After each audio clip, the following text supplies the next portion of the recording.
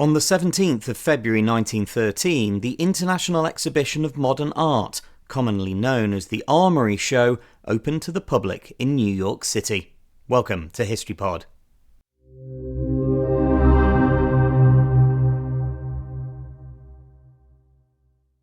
The Armory Show was organised by the Association of American Painters and Sculptors, which had been formed in 1911 by artists seeking alternatives to the conservative exhibition policies of the National Academy of Design.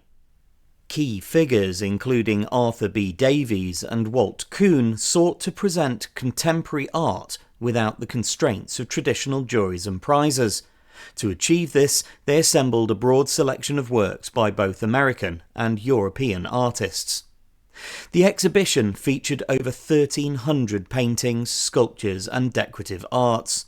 European artists such as Henri Matisse, Pablo Picasso, Paul Cézanne and Marcel Duchamp were represented alongside American artists such as John Marin and Edward Hopper.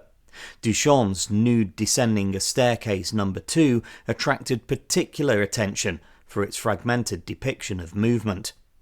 Public reaction to the exhibition was mixed and often hostile. Critics accused the artists of rejecting skill and tradition, while newspapers mocked the new styles. Nevertheless, the show attracted large crowds and generated widespread discussion.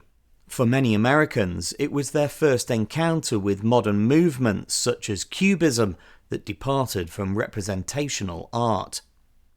After its New York opening, the Armory Show travelled to Chicago and Boston, where it met with similar negative reactions. Yet, despite the controversy, the exhibition had lasting effects. It encouraged American artists to experiment with new forms and techniques, and helped to establish modern art as a legitimate field of expression.